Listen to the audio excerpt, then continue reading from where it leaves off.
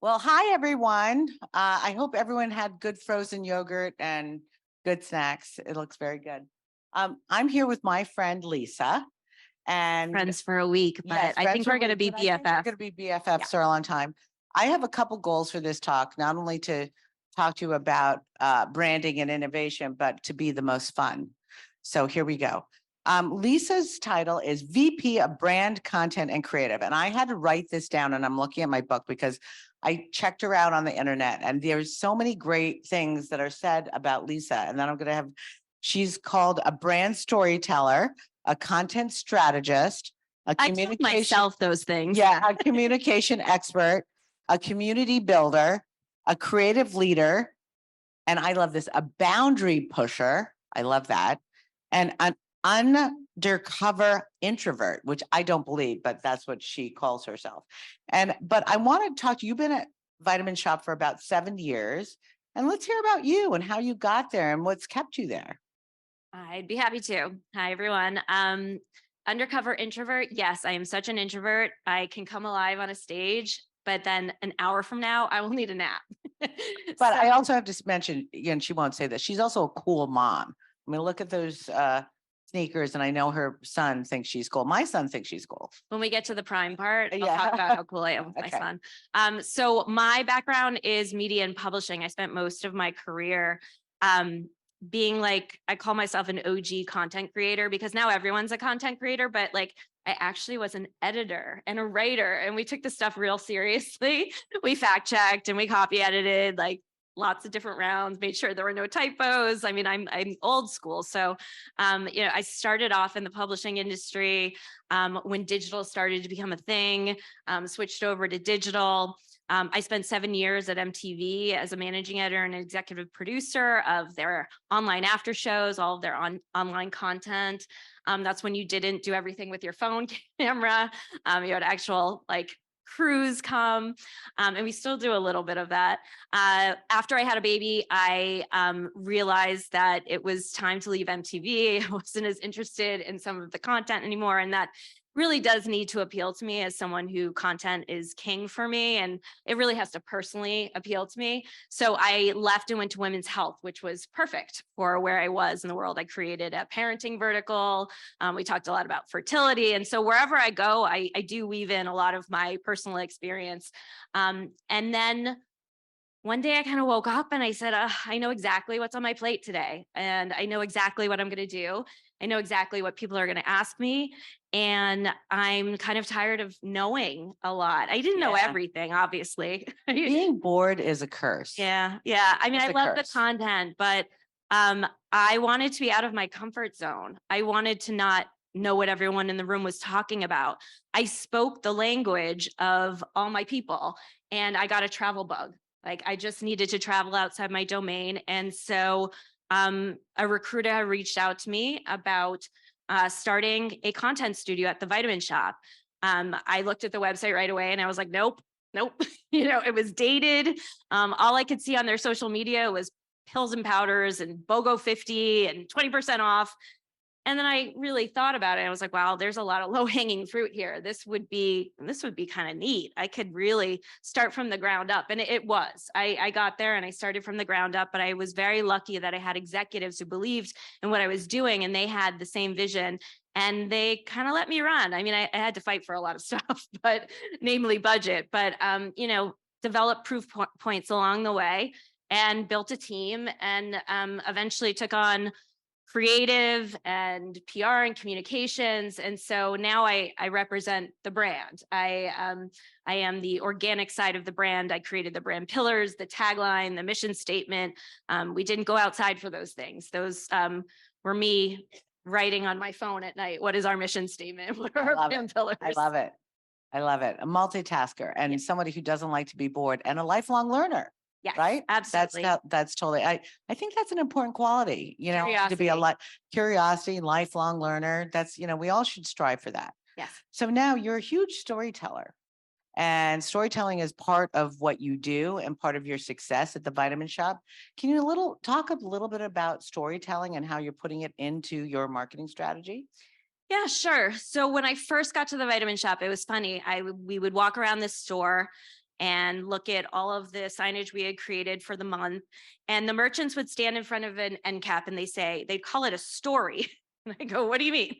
What's the story? It's just a bunch of products, and I understand how that could be a story in their mind, but I needed to take In their mind, but I not needed to real. take what was in their mind and actually make the consumer understand what the story is, because it was all in there and we needed to put it out there. I also knew that sometimes there was one person on shift there. And when the store gets busy, there's a lot of self-shopping that was happening.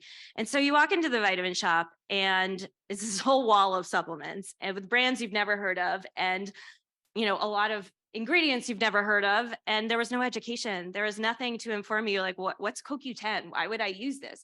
And if there's no sales associate on hand, I would have walked right out. There's nothing else keeping me there. There's no band playing. There's no DJ. And so we really started working content into the store experience. We were already, had a big plan to do it socially, of course, and change those BOGOs to more like recipes, fitness videos, ways to live your life like a health enthusiast. So we needed to establish brand pillars, though, first. We did not have a brand. Wow, so you had a lot of work when you got there. Yeah. And so there was a lot of low hanging fruit, right? Like, okay, let's stop being so promotional. Let's start doing recipes. That's easy enough. But we had to establish a brand too. We had to create brand pillars. Our brand pillars are, by the way, quality, innovation, and expertise. And expertise is really important to the content we created. We needed to develop a wellness council. So, we needed to do outreach and find people who could represent us, who had credentials. And it wasn't just us saying, take this because this is what it does. And we also created a nutritionist program. So we have nutritionists who create those recipes for us and who tell our customers, why they need supplements and how to use them. And so all of this education just didn't exist before. And you can get education easily, but it also had to be entertaining too. And so for social, you kind of have to put it in meme form or infographic form. It needs to be digestible too. It can't just be like a wall of copy. And so that's what my team does. They make the education entertaining, edutainment. Great. And look, it should be a fun brand. It's a fun store. My Health is son, fun. yeah, my son thinks you guys are the coolest. I mean, that whole Prime thing. Speaking of Prime, let's talk about brand identity, awareness, and collaborations. I know that you've had a lot of success with Prime. And if those of you don't have a 17-year-old boy who's really into working out, Prime is the hottest product out there. I mean, in fact, I told my 17-year-old that I was on a panel today with Lisa, and he was like, "Oh, can't you get me Prime?" So anyway, can you tell a little bit about the brand identity and awareness and those collaborations? Yeah, we're super excited about Prime right now. Every year there's just like one brand or one product that just kind of like makes waves. But we had never had one that spoke to 8-year-old boys, right? We were actually getting moms of 8-year-old boys coming in and being like, where's your Prime hydration? Our audience is getting younger because some of these partnerships. And for those of you not familiar, it's a hydration drink, but it has 0 sugar, no artificial flavors. It's something a mom would feel more comfortable with. And it is created by Logan Paul, who is a controversial YouTuber. And love him or hate him, Kids love him. Kids love him. They love him. They really love him. And all Logan had to do, which, this was just a blessing, but the first week we came out with our Prime and put it in our coolers, he went to a store in Manhattan, one of our smallest vitamin shop stores, an old one, and he videotaped himself surprising an 8-year-old boy. And the kid was so excited, it was not staged. And I think it got 18 million views on TikTok. I believe it was 18 million. And that's not counting YouTube and all the other places. And we can't keep it on our shelves. I mean, it goes like this. And that's why my son wanted the case. Yeah. And I used to work at MTV. My kid does not care. I thought that would be cool, but no, I got him a case of the new lemonade flavor before it's out on shelves. He thinks I'm so cool. It's a drink, but hey, great. I love it.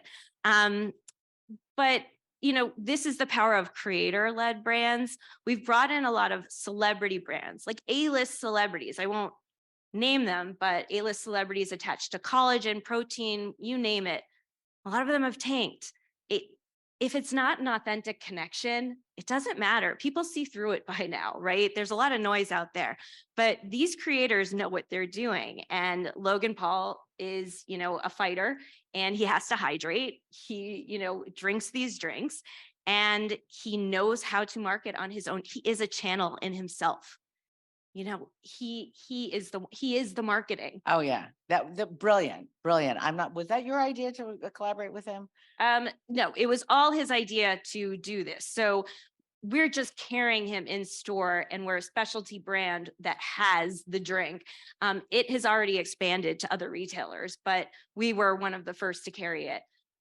When we collaborate for our private label brands, that's a different story because that is our idea. And so we have a brand, Body Tech. It's a sports nutrition brand. And we recently had 2 really big collaborations. The first was with DC Comics. Yeah, and I love that. It was so fun, and it's they have such great brand recognition. The Vitamin Shop has some, sure, but we have 700 stores. Great. Do we have the recognition of DC Comics? No, not at all. And so by being able to collaborate with them on the label, we basically came up with DC Comics flavors. So Gotham City Grape, the Flash Lightning Lemonade. We sort of did a takeover of the brand label and the packaging. It looks very DC, cool, edgy, and it's attracting a different customer because of DC. And we get their share on social. They post it on their social. Your message is amplified so much when you partner with a giant like DC Comics. We also created Peeps flavors protein for Easter. And Peeps, I had no idea just how much brand recognition they have. Maybe you did, but they have a lot. Everyone knows Peeps. And it kind of sounds a little gross, right? Peeps flavor protein, but it actually tasted really good. And that's another part of it, right? Quality. It has to actually be a good product. It actually has to taste good. Like, people may buy it, and then the worst thing that happens is social media, right? This is awful. And then that travels around. So you've got to really make sure it's a quality product too. But when I say like our brand pillars are quality, innovation, and expertise, everything we do ladders up to that. That's great. So smart and fun, really fun. Like Yeah. this panel. It's been fun. And we were able to utilize our brand ambassador, Matthias McKinnon, for Body Tech, because he is sort of superhuman and does these superhuman stunts in the gym. And so we were able to kind of attach him to DC Comics, the launch, because he is kind of a superhero in the gym, and we dressed him up like the Flash, and he ran on a treadmill really fast. You can do so much. You can be very creative when you team up with other people. That's great. And sounds like you have like one of the best marketing jobs in America. I do. That's Yeah. great. So let's talk about something. I mean, it happened to all of us, COVID, right? How did it affect the Vitamin Shop? And then now that we're getting out of COVID what has stuck? What is going back? Tell us about how COVID really affected the Vitamin Shop. Yeah. I mean, it changed our business in a huge way. It was bittersweet, but our business was doing very, very well. Everybody was searching for vitamin D, zinc, immune health support. We had it. We had a lot of it. And so this was very good for us. But we're all retailer with 700 plus stores. So for a while we had to work out, the hygiene issues, the health standards, store associates, tracking who has COVID, who does. So that was a bit of a nightmare as a retailer.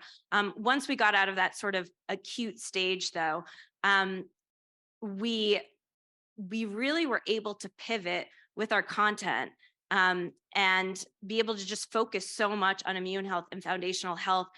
People were searching for everything from, vitamin D to hair dye because they couldn't get to their hair salon, and we had natural hair dye. So it kind of was like everyone sort of went through these stages of grief almost. Like, then we got to stress support, and everybody was looking for stress. By the way, they're still looking for stress support. That one went through the roof, and it's remained there. People started having gastrointestinal problems. There were all these stages and trends based on where people were at during the pandemic from quarantining. But what really changed in the last year or so is that our business has shifted to the sports nutrition side of the house a lot more. People were cooped up and eating a lot more and not going to the gym. Our bros were COVID-19. they were very, very upset. The bros really missed the gym. Once they got back out there, they went back with a vengeance. And our sports nutrition, energy drinks, hydration, it's through the roof. And I will say people are a bit fatigued with the immune health story. No one really wants to hear about it anymore. It's something that, don't we all wish we could leave this all behind? And so it's not as top of mind as it used to be. So our business is very, very sports related right now. Interesting. Well, and that's another important point because you have to serve a lot of different customers, right? You have bodybuilders, you have health nuts, you have beauty enthusiasts, you have a lot of different types of consumers, and you're trying to get new customers while you're keeping your present customers engaged and satisfied. So how do you talk to these different people? I mean, that's a lot of people to talk to. It's difficult. In content, in editorial, we always used to say, like, you can't be everything to everyone. And we actually do have to be everything to everyone a lot of the time. We've got people who are interested in longevity and heart support. And then, these younger kids coming in for prime. And then we have, the bros in the gym looking to get jacked. And so you've got all sorts of different customers, different ages. That's why it was so essential that we built a brand and a mission statement and pillars, because it could go off the rails if you don't have that. Everything we do ladders up to quality, innovation, and expertise. So that's how we keep it narrow. My counterpart, our GM of marketing, runs. She's also great. Yeah, she's also great. On the paid side, we can obviously target people with different creative. I oversee creative. And so we do a lot of different variations of things. So we don't just have one. We have one for the Division II audience, which is the sports audience. We have another, email for the D1 audience, which is our vitamins, minerals, and supplements. And so we do a lot of versioning, a lot of different types of creative, different types of content for the different types of customers. So I'm going to ask a question that I'm just going to throw out there. Like, do you think AI is going to help with versioning? Or are you involved? Like, tell me about content creation and AI. I think honestly, I'm personally terrified by it. As we all are a little bit. I'm not saying it won't help. There are absolutely ways that it can help. And I'm not even talking about it, the whole conversation about it putting people out of jobs. I don't think you can do that. That's not where my head is going. My head goes to, okay, you're aggregating all of this stuff off the internet, which is already probably a lot of alternative facts, right? And so how do you fact check that? And with imagery, right, I could say, give me a picture of Jeannine holding a prime drink on the beach, and it'll aggregate 4 images, stealing 4 images and combining them all. And how do you track that? How do you actually take the original creators are just going to lose out a lot. Everybody's original works and IP are just going to be all over the place. So that is scary to me. Just this idea of the smiling wild, at my wild friend at west. Getty Images. Yeah, she's agreeing. She's nodding her head. yeah. I mean, it's just going to be the wild, wild west. I do think it can certainly help in a lot of ways. I mean, my friend actually resigned recently and she had AI write her job description for her supervisor. There's a lot of great things it can do, I think, internally that can see, like, all of those things that are just tasks that it could really help you with. I want something to help me with tasks. I don't want something necessarily to help me with creating meaningful content that resonates as authentic and trustworthy. I don't think that's going to come from AI. Maybe they can fake it. I'm sure it can fake it a little bit, but I still truly believe that the best content is going to have to come from human beings. I agree. But So it could tread prove me wrong. lightly, approach cautiously, but there's a lot of learning to be done. I'm going to open this up to the audience. If you want to comment on how great we are, we'll take it. But any questions? Because I think Lisa has the most fun job and is quite fascinating. Thank you. Anyone?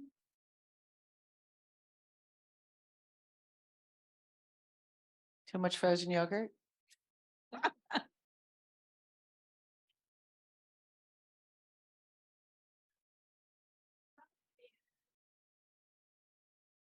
Oh, wait, they want you to get a mic so they can hear you. Coming from being an editor, really thinking about the brand from publishing side, and then going to a client, as we would call it in media, and going to the client side, what was the toughest transition for you? I definitely had to educate an entire organization on what I was there to do. My boss knew what I was there to do, and the people who approved my job did, but a lot of people just didn't understand why I was there. So I had to really prove out the worth of everything along the way. What was harder was coming from publishing to retail, which I knew nothing about. I was a stock girl at Banana Republic in high school, and that's about the only identification I had to it. They would, have acronyms that they were saying in meetings, and I would be on Google, literally Googling what those acronyms stood for. It was a totally different language. Like I said before, I knew the language. I had to learn a new language. But it came fast because I was included in a lot of meetings. It was a very inclusive culture, which is nice. And I learned just from sitting in the meetings, but it was probably a good thing because they always say in your first 3 months, right, just listen. So I listened really hard, and I didn't make a lot of big changes at first. I really had to absorb what was happening because I was lost in a lot of meetings. And then, once that time was up, I moved fast. I didn't have a big budget, but there were so many easy things I could do. Like I could put my personal credit card down for a WordPress blog. It was $30 a month. And by, 6 months later, we had 600,000 people coming to our blog posts a month. So, I was able to say, look at all these people coming from, and 10% of them are new users to vitaminshop.com coming through the blog. So, I had to actually get some great allies too, who could help pull that information for me and, really get them to believe in the mission too, and help me tell that story internally so that I could keep building. And at Kargo, we call that just do. You what? At Kargo, they call it just do. Yeah. That was pretty, I got in trouble a little bit. They were definitely like, what are you doing? Some people, we opened up Instagram to all of our stores. We have 700 local Instagram accounts, and people said, what are you thinking? Even when I did some press about it, they said, what are you thinking? And now we have, our corporate account has 300,000 Instagram followers, but including our store Instagram accounts, we have over 1 million. And yes, some are better than others. They're not all totally on brand, but that's the sacrifice you make for all this amazing UGC that we get. They drive traffic to the stores from posting on their Instagram accounts. They can be more promotional than we are. They can say, hey, we have dollar drinks this weekend, they can talk up all their promos because it's a store. So we have a different strategy for them. But yeah, people thought I was crazy, and they were like, there is a lot of yucky stuff out there that makes me cringe, but it was worth it. We have amazing user-generated content, and we consider our store associates really a big differentiator in the Vitamin Shop versus our competitors, because they're so trained. So they're our experts, and they needed a place to talk to their customers. You go into a store and everybody says, oh, we call them health enthusiasts. They're so great. They're so knowledgeable, but they weren't on digital. They weren't on social. So it was a big risk, but it's paid off. So I'm going to throw another question out. Since Kargo is all about omni-channel and higher engagement, and we started with mobile, we just bought a CTV company. What do you think about all the different screens, and how do you get them to interact with each other? And are you planning different content for different screens? We used to do a lot of different content for different screens. Recently, with TikTok taking off and becoming, such a big player, and just vertical video, we realized that the TikTok videos we were creating would be just as successful on Instagram and YouTube Shorts, because YouTube and Instagram are competing with TikTok, and so their algorithm favors it. So all of that video that we were creating for TikTok is totally applicable on Instagram and YouTube Shorts. And honestly, if it doesn't hit on TikTok, it'll hit on one of the other ones. We don't have a big team, and so we need to maximize the content that we do have. And there's really no downside of posting content that you like for one platform. If it tanks, it tanks, but you're still always thinking about the brand first. It's not like you're like, how could you put that on Instagram? No, I mean, Instagram, YouTube, and TikTok all want vertical video right now, and all of the followers do too. We're seeing huge numbers on it. So that's what we're focusing on mainly. Instagram sort of moved out of this place of being really polished and, everyone wants to look like Sephora. They do an amazing job, but it used to be everybody kind of thought that was, the standard, right? It's got to be beautiful photography, and our photography is really beautiful, but it doesn't get nearly as much engagement as one of my, social media specialists going into the store and recording a 3-second video of a TikTok sound, like a Kim Kardashian soundbite, with a drink in their hand. And so I think it's what social media should be, to be honest. It wasn't a level playing field before. It's like you needed everyone needed a professional photographer and crews, and everyone needed to put out, beautiful content day in and day out. Now it's really democratized. Anyone with a phone can go create meaningful, authentic content. That's great. Any other questions from? Oh, good, good. People coming alive. The yogurt's digested. We got them. You had mentioned the different trends over the last couple of years between the vitamins and then immune support and then brochachos.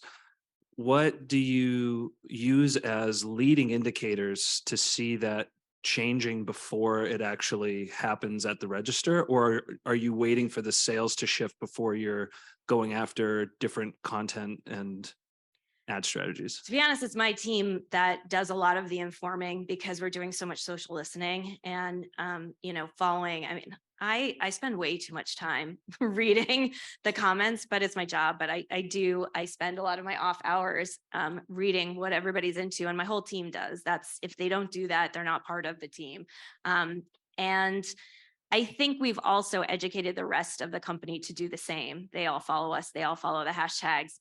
The merchants do this as well. We have amazing merchants who are, all over social media looking for their next big bet. So social is a big part of it. We also use spins data a lot in terms of just, data and really trying to follow the sales trends. We see it pretty quickly. You have a pattern after about a month. I mean, like Prime, we knew from the start, especially with that video, we said, oh God, we've got something here. Like, let's get more inventory. I love it. That's like lightning in a bottle. That's fantastic. It is literally lightning in a bottle. But like before that, we had Goli apple cider vinegar gummies 2 years ago, which really took off for a while, and they were huge on social, and it started bubbling on social. Then they started having like some ad campaigns, but we noticed it. When you have a brand pillar of innovation, we have to be first, right? We have to be bringing things in first as specialty retailers. Everybody wants in on health and wellness right now. We see it at CVS and Whole Foods and, everywhere you go. So we have to be first. So a lot of it is social, and my team is often kind of saying, hey, these guys are on our feed, telling us that we have to carry this. We send it all over to the merchants. We inundate them with all of the feedback that we get. Everyone's like, carry this, carry that. And they look into every single mention. That's great. Hi, I'm Deirdre Lester. I'm with Outsider and On3. And I am also a mom of 14 and 11-year-old boys. So I am a recently revisited customer of the Vitamin Shop because of Prime. Oh God. And I would say that probably the silver lining of that is that with that age group, you bring a lot of the moms and the dads back in the store. So now it's like, what should we be buying ourselves while we're in this Vitamin Shop? Absolutely. So kudos to you for that lightning in a bottle moment. I guess my question for you is different. It sounds like, Lisa, you are very leading edge, sort of not risk averse as a content person and a marketer, which is something that I know bigger companies sometimes grapple with that. There was discussion earlier from Raphael about, being risk taking, obviously calculated risks, but not being afraid to make mistakes because that's how you innovate. One of the fastest growing spaces that we're currently involved in, particularly on the On3 side of our business, is the recent changes within college sports and NIL, and the new phenomenon of all of these young high school into college age athletes becoming the next influencers and stars. And given that you're in the health and wellness space, and that these kids becoming stars are some of the most physically active, healthy, and most influential to a demographic of kids and a generation that will work out and care more about health and wellness than maybe your general influencers. Like, how are you thinking about that space? Are you dabbling there yet? And again, because you're so not averse to, like, a lot of things I hear from brands is like, I'm not putting my brand in the hand of a 19 or 20-year-old, but that is the influencer space. So curious what you're thinking there. Yeah, I mean, the word authentic is thrown around so much these days. I don't think most brands are willing to really be authentic, though. They still exert a lot of control over influencers, and you see it, you can tell that from the captions, they've copied and pasted what the brand told them to say. You do have to, it all goes into who you choose. You have to, you can't, we don't do 1,000 influencer campaigns because we can't monitor. We stick to quality over quantity, because we want to know that, okay, this person is going to build a relationship with us and really understand the brand, and that it is, they actually take this stuff. We send it to them, they try it, they use it. So we're not looking to do like the micro influencer trend of 1,000 people. We have dabbled with college athletes. Actually, we have a private brand called True Athlete. It's NSF certified for sport, which is really important to college athletes. And so this was a great in for us. We worked with Open Sponsorship, which is an influencer company that has a lot of young athletes in it. It was successful. It was the right group of influencers for this customer. And we probably will do it again. But what I'll say is, going back to, we're really working with ambassadors more than big groups of influencers now, because we want it to really be authentic and not just, okay, we found 100 people. I don't know exactly what their sport is, but I know their following is 3 million. It's not about the numbers. It's more about the message, and making sure that it's true to our brand from the get-go, not, after the fact, because we did do a lot of the micro influencer campaigns, and you can say, oh, this reached 40 million people, but did it drive sales? Did it drive engagement? Do people really understand the product? That's, who knows. You can tell a lot more when you work with 5 quality people who really love and evangelize the product, even beyond what they've been paid. We have people who we worked with, and beyond the campaign, past it, they're still talking about it because they had a good experience with us, and that has definitely paid off. That's great. How are we on time? Are we good? Okay, we're done. Were we your favorite? I hope so. Anyway, thank you.